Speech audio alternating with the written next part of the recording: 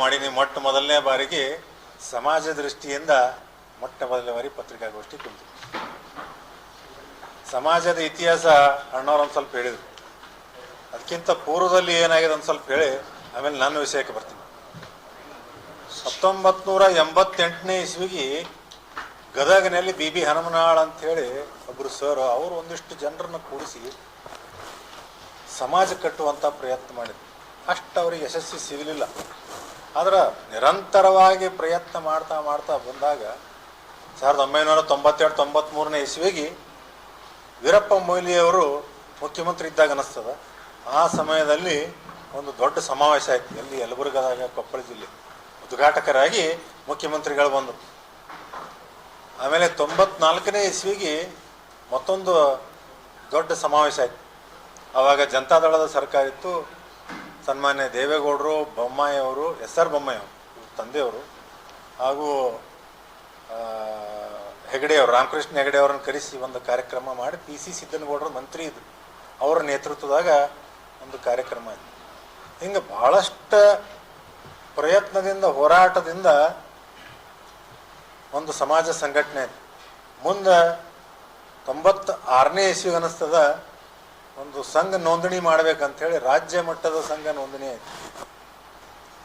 ನೋಂದಣಿ ಆದಮೇಲೆ ಉತ್ತರ ಕರ್ನಾಟಕ ಭಾಗಕ್ಕೆ ಸನ್ಮಾನ್ಯ ಶ್ರೀ SR ಕಾಶ್ಯಪ್ನವರು, ಅವಾಗ ಸಮಾಜದ ವಿಷಯಕ್ಕೆ ನಾವು ಏನಾದರೂ ಒಂದು ಮೀಟಿಂಗ್ ಮಾಡಬೇಕು, 4 ಮಂದಿ ಕೂಡ್ಬೇಕಂದ್ರೆ ಜನ ಬೈಬಿದ್ರಾಗಿದೆ. ಯಾಕಂದ್ರೆ ನಮ್ಮ ಸಮಾಜ ಹೆಂಗಿತ್ತಪ್ಪ ಅಂತಂದ್ರೆ ನಾವೆಲ್ಲ ಹಿಂದೂ ಲಿಂಗಾಯತ ಅಷ್ಟೇ, ಪಂಚಮಸಾಲಿ ಅಂತ ಇಲ್ಲೇ ಇಲ್ಲ. ನಮಗೂ ಗೊತ್ತಿದ್ದಿಲ್ಲ. ನಾ 95ನೇ ಇಸ್ವಿಗೆ ನಾ ಡಿಗ್ರಿ ಮುಗಿಸಿ ಬಂದಾಗ ನಾವು ಪಂಚಮಸಾಲಿ ಅಂತ ಗೊತ್ತಿಲ್ಲ. ಯಾಕಂದ್ರೆ ನಮ್ಮ ಮನ್ಯಾಗ ಅದನ್ನು ನಮ್ಗೆ ಹೇಳಿದ್ದೇ ಇಲ್ಲ. ನಾವು ಯಾರಪ್ಪ ಅಂದ್ರೆ ಲಿಂಗಾಯತರು, ಯಾರು ಹಿಂದೂಗಳು ಅಷ್ಟೇ. ಅಂಥ ಸಮಯದಾಗ SR ಕಾಶ್ಯಪ್ನವರು ಒಂದು ಭಾಳ ದೊಡ್ಡ ಉತ್ತರ ಕರ್ನಾಟಕ ಭಾಗದಾಗ ಒಂದು ದೊಡ್ಡ ಭದ್ರ ಬುನಾದಿ ಹಾಕಿ ಸಂಘಟನೆಗೆ ಒಂದು ಬಲ ಕೊಡುವಂಥ ಕೆಲಸ ಮಾಡಿದ್ರು. ಮುಂದೆ SB ಸಿದ್ನಾಳ್ ಅಂಥೇಳಿ ಬೆಳಗಾವಿಯಲ್ಲಿ MLA ಇದ್ರು. ಭಾಳ ದೊಡ್ಡ ಕುಟುಂಬ ಅವರು, ಪಂಚಮಸಾಲಿ ಸಮಾಜ ದೊಡ್ಡ ಕುಟುಂಬ. ಅವರು ಪ್ರತ್ಯೇಕವಾದ ಒಂದು ನಮಗೆ ಜಗದ್ಗುರುಗಳು ಒಬ್ಬರು ನಮಗೆ ಬೇಕು, ನಮಗೆ ಒಂದು ಪೀಠ ಮಾಡೋಣ ಅನ್ನುವಂಥ ಪ್ರಸ್ತಾವನೆ ಅವರಿಟ್ಟರು. ಇನ್ನು 2008ನೇ ಇಸ್ವಿಗೆ ಮಹಾಂತ ಶ್ರೀಗಳ ಮೊದಲನೇ ಪಟ್ಟಾಧಿಕಾರ ಆಯಿತು. ಅಂದ್ರೆ ನೋಡಿ, ನಾ ಏನು ಹೇಳ್ತಾ ಇದ್ದೇನೆ, 1988ದಿಂದ 2008 ಒಬ್ಬ ಜಗದ್ಗುರುಗಳಾಗಬೇಕಾದ್ರೆ ಅಲ್ಲಿಗೆ ಹೋಯ್ತು. ಈ ಕೂಡಲ ಸಂಗಮ ಪೀಠ ಹೆಂಗಾಯ್ತಪ್ಪ ಅಂತಂದ್ರೆ, ಇವರು ದಾವಣಗೆರೆಯಲ್ಲಿ ವಿರಕ್ತ ಮಠದಾಗ ಒಬ್ಬರು, ಇವ್ರಿಗೊಂದು ಜವಾಬ್ದಾರಿ ಇತ್ತು, ಅಲ್ಲಿ ಗುರುಗಳಾಗಿದ್ದರು. ಇವರು ಭಾಳ ಸಂಘಟನಾ ಚತುರ. ನಮ್ಮ ಬಸವಜ ಮುಕ್ತಿ ಸ್ವಾಮಿಗಳು ಅಂದ್ರೆ ಸಂಘಟನೆಗೆ ಎತ್ತಿದ ಕೈ ಇವರು. ಅದು ಆ ಮಠ ಮುರುಘಾ ಮಠದ ಒಂದು ಶಾಖಾ ಮಠ. ಅಲ್ಲಿ ಈಗ ನನಗನ್ನಿಸ್ತದ ಅಲ್ಲಿ ಒಂದು ಸ್ವಲ್ಪ ಏನೋ ಕಾಂಪಿಟೇಷನ್ ಇರ್ತದೆ ಅನ್ನಿಸ್ತದೆ ಇದನ್ನು ನೋಡಿದ್ರೆ. ಅಲ್ಲಿ ಆ ಗುರುಗಳು ಏನು ಮಾಡಿದ್ರು, ಇವರು ವೇಗ, ಇವರು ಸಂಘಟನಾ ಚತುರ, ಇವರು ಹೋರಾಟ, ಇವ್ರ ಪ್ರಯತ್ನ ನೋಡಿ ಇನ್ನು ಇವ್ರನ್ನ ದಾವಣಗೆರೆಯಾಗ ಇಟ್ರೆ ಏನಾದರೂ ತೊಂದರೆ ಆಗ್ಬೋದು ಅಂಥೇಳಿ ಅವ್ರು ಏನು ಮಾಡಿದ್ರು, ಹರಿಹರದಾಗ ಭಾಳ 20 ವರ್ಷಗಟ್ಟಲೆ ಸಂಘಟನೆ ಮಾಡಿ ಒಂದು ಹರಿಹರದಾಗ ಒಂದು ದೊಡ್ಡ ಪ್ರಮಾಣದ ನಾವು ಪೀಠ ಸ್ಥಾಪನೆ ಮಾಡ್ಬೇಕಂತ ಹೇಳಿ ನಡೆದಾಗ ಈಗ ಏನು ಮಾಡಿದ್ರು ಒಂದು ಪ್ಲ್ಯಾನ್ ಅಂದರೆ, ಕೂಡಲ ಸಂಗಮದಾಗ ಒಂದಿಷ್ಟು ಜನರನ್ನು ತೊಗೊಂಡು ಇದೊಂಥರ ಬಂಡಾಯ ಪೀಠ ಅಂತಂದ್ರು ಏನು ತಪ್ಪಾಗ್ಲಿಕ್ಕಿಲ್ಲ ಆ ಸಮಯದಾಗ. ಯಾಕಂದ್ರೆ ರಾಜ್ಯದಾಗ ಒಂದೇ ಸಂಘ ಇರಬೇಕು, ಒಂದೇ ಪೀಠ ಇರಬೇಕು ಅನ್ನುವಂಥದ್ದು ಅವಾಗಿನ ಒಂದು 20 ವರ್ಷದ 2 ದಶಕದ ಹೋರಾಟದಾಗ ಮುರುಘಾ ಶ್ರೀಗಳು ಏನು ಮಾಡಿದ್ರು, ನಿಮಗೊಂದು 50 ಎಕರೆ ಜಮೀನು ಕೊಡ್ತೀನಿ, ಒಂದಿಷ್ಟು ದುಡ್ಡು ಕೊಡ್ತೀನಿ, ನೀವು ಕೂಡಲ ಸಂಗಮದಾಗ ಒಂದು ಇದು ಪಂಚಮಸಾಲಿ ಒಂದು ಪೀಠ ಮಾಡಿಕೊಡ್ತೀನಿ, ನೀವು ಅಲ್ಲಿ ಹೋಗ್ರಿ ಅಂಥೇಳಿ ಇವ್ರನ್ನ ತಂದು ಕೂಡಲ ಸಂಗಮದಾಗ ಒಂದು ಕಾರ್ಯಕ್ರಮ ಮಾಡಿ ಇವ್ರಿಗೆ ಅಲ್ಲಿ ಕುಂಡಿಸ್ಬಿಟ್ರು. ಆ ಮುಂದೆ 50 ಎಕರೆ ಕೊಟ್ಟರೋ ದುಡ್ಡು ಕೊಟ್ಟರೋ ನಮಗೆ ಗೊತ್ತಿಲ್ಲ. ನನಗಂಕರು ಕೊಟ್ಟಿಲ್ಲ ಅಂತೇಳಿ ನಮಗೆ ಸುದ್ದಿ ಅದು. ಈಗಂಕರು ಅವರಿಲ್ಲ, ಆ ಕೇಸ್ನಲ್ಲಿ ಅವರ ಕಾರಾಗೃಹದಲ್ಲಿ ತಮಗೆ ಇದು ಗೊತ್ತು.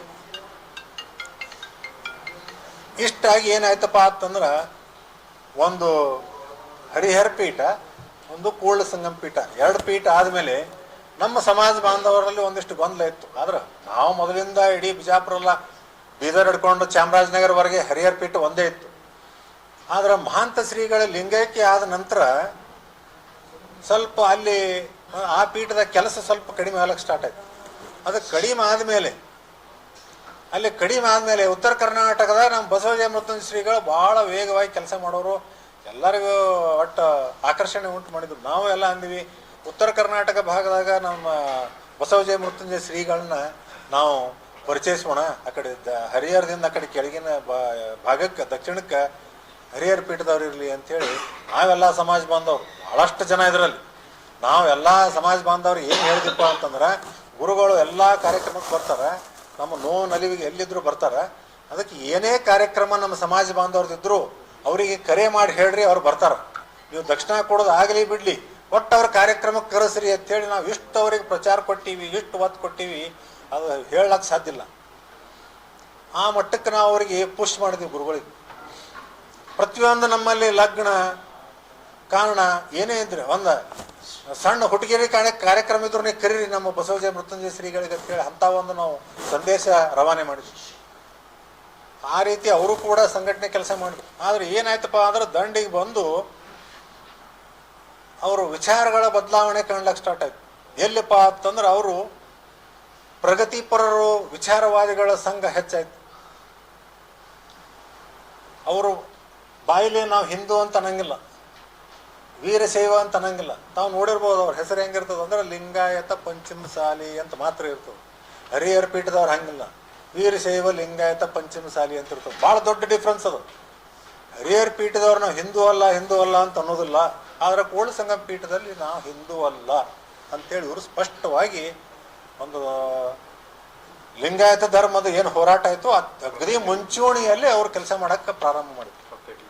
ಪ್ರತ್ಯೇಕ ಲಿಂಗಾಯತ ಅದು ಏನಿತ್ತಪ್ಪ ಅಂದ್ರೆ ಕಾಂಗ್ರೆಸ್ ಪ್ರೇರಿತವಾದ ಒಂದು ಧರ್ಮ ಒಡೆಯುವಂಥ ಒಂದು ಕಾರ್ಯಕ್ರಮದಲ್ಲಿ ಇವರು ಅಗದಿ ಮುಂಚೂಣಿಯಲ್ಲಿ ಭಾಗಿಯಾದರು. ಅವಾಗ ಏನಾಯ್ತು ಅಂದ್ರೆ ಪ್ರಗತಿಪರರು ಸೇರಿಸಿ ಇವ್ರು ಹೆಂಗಾಯ್ತಪ್ಪ ಅಂದ್ರೆ ನಮ್ಮ ಹಿಂದೂ ಧರ್ಮ ಆಚರಣೆಗಳು ಇರುತ್ತವಲ್ಲ ಅವಕ್ಕೂ ಕೂಡ ವಿರುದ್ಧ ಮಾಡಕತ್ರು. ನಮ್ಮಲ್ಲಿ ನಾಗರ ಪಂಚಮಿಯಾಗಿ ನಮ್ದೊಂದು ಹಿಂದೂ ಸಂಸ್ಕೃತಿ ಸಂಪ್ರದಾಯ ಪರಂಪರೆ ಪ್ರಕಾರ ನಾವು ನಾಗರ ಹಾವಿಗೆ ಒಂದಿಷ್ಟು ಹಾಲು ನೀಡುವಂಥದ್ದು ನಮ್ದೊಂದು ಸಂಪ್ರದಾಯ. ಅದನ್ನು ಕೂಡ ಅವರು ತೆಗೆದು ಏನು ಮಾಡಕತ್ರು ಅಂದ್ರೆ ಹಾಲೆಲ್ಲ ನೀರು ರೋಡಿಗೆ ಹರಿದು ಹೋಗ್ತದ, ಇದೇನು ಅರ್ಥ ಇಲ್ಲ, ಅದಕ್ಕೆ ಹುಡುಗರಿಗೆ ಕೊಡಿಸೋಣ ಅಂಥೇಳಿ ಅವತ್ತಿನ ದಿವಸ ಹಿಂದೂಗಳು ಏನು ನಾವು ಆಚರಣೆ ಮಾಡ್ತಿದ್ವಿ ಅದರ ವಿರುದ್ಧವಾಗಿ ಅವರು ಆಚರಣೆ ಮಾಡಕತ್ರು. ಅದರ ದುರ್ದೈವ ನನಗೆ ಯಾಕೆ ನೋವು ಅನ್ನಿಸ್ತದಂತಂದ್ರೆ ಇವತ್ತು ಸನ್ಮಾನ್ಯ ಬಸವನಗೌಡ ಪಾಟೀಲ್ ಯತ್ನಾಳರ ಒಂದು ಕಟೌಟಿಗೆ ಲೀಟ್ರ್ಗಟ್ಲೆ ಹಾಲು ಹಾಕ್ಲಕತ್ತಾರ, ಗುರುಗಳು ಮೌನವಾಗದಾರ. ಭಾಳ ಅಂದ್ರೆ ಭಾಳ ನೋವಾಯ್ತು ನನಗೆ. ನಿಮ್ಮ ವಿಚಾರವಾದಿಗಳು ನಿಮ್ಮದು ಏನಾದರೂ ನಿಮ್ಮದು ಆ ಕನ್ಸೆಪ್ಟ್ ಇದ್ರೆ ನಮಗೇನು ಅಭ್ಯಂತರ ಇಲ್ಲ. ಭಾರತ ದೇಶ ಇಂಥದ್ದು ಅಂದ್ರೆ ಸನಾತನ ಧರ್ಮ ಹಿಂದೂ ಸಂಸ್ಕೃತಿಯನ್ನು ಎಲ್ಲರಿಗೆ ನಾವು ಓಪನ್ ಆಗಿ ನಾವು ಎಲ್ಲದಕ್ಕೂ ನೆಲೆ ಮಾಡಿ ಕೊಟ್ಟಿದ್ದಂಥದ್ದು. ಬೌದ್ಧರು ಇರ್ಬೋದು, ಜೈನರು ಇರ್ಬೋದು, ಸಿಖ್ರು ಇರ್ಬೋದು, ಇವ್ರ ಮೂಲ ಎಲ್ಲಿ ಹೋದ್ರೂ ನಮ್ಮ ಸನಾತನ ಧರ್ಮಕ್ಕೆ ಬರ್ತವೆ. ನಾವು ಮಾಡ್ರಿ ಅದ್ರ ಬಗ್ಗೆ ನಮ್ಗೇನು ಇದು ಇಲ್ಲ, ಅಬ್ಜೆಕ್ಷನ್ ಇಲ್ಲ. ಆದ್ರೆ ಇಲ್ಲಿ ಲೀಟ್ರ್ಗಟ್ಲೆ ಹಾಲು ಹೊಂಟದ ಗುರುಗಳೇ ಏನೂ ವಿಚಾರ ಮಾಡೋದ್ರಲ್ಲ.